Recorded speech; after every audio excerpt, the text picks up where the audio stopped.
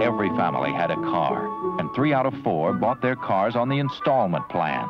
Used cars were sold too. The first car many families bought was second-hand. By the end of the decade, there were 26 million cars and trucks on American roads.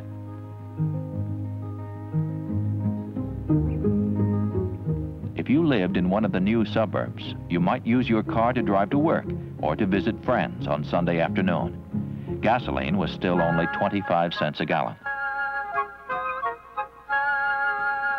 And we used a lot of it, especially in the cities.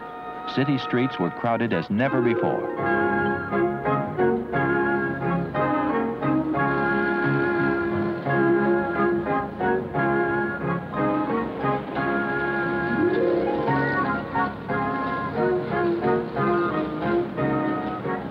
We were fast becoming a nation on wheels.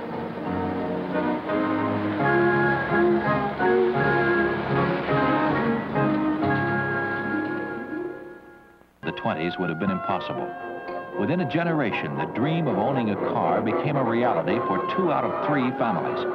On crowded city streets, the sound of horses' hooves had been replaced by horns and the smells of oil and gasoline. Detroit became a modern mecca, and people came from all over the world to tour the Ford plant and see how cars were made.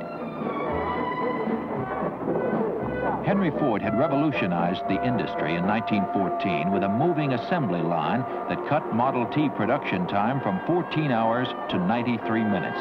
By 1925, a Model T rolled off the line every 10 seconds.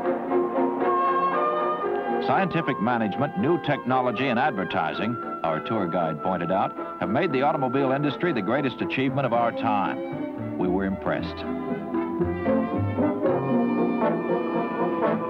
Nearly 30 million cars crowded the country's roads by the end of the decade. Driving was an adventure, especially beyond the city limits. 98% of our roads were unpaved. Smart drivers always carried chains and a shovel in case they got stuck in the mud. New federal laws provided matching funds to states for road building, and thousands were hired to build them. We spent more money building highways in the 20s than was spent on any other industry.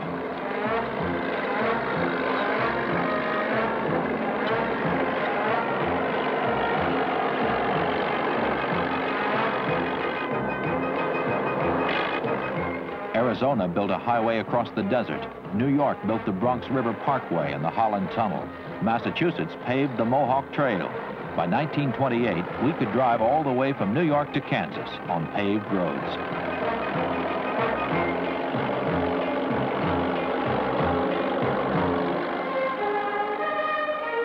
By the end of the decade, we were building 10,000 miles of new roads and spending more than $1 billion every year. There was other new construction in the decade. We built new dams and hundreds of new hydroelectric plants. The amount of hydroelectric power produced more than doubled in the 20s. 2/3 of American homes had electricity by 1929.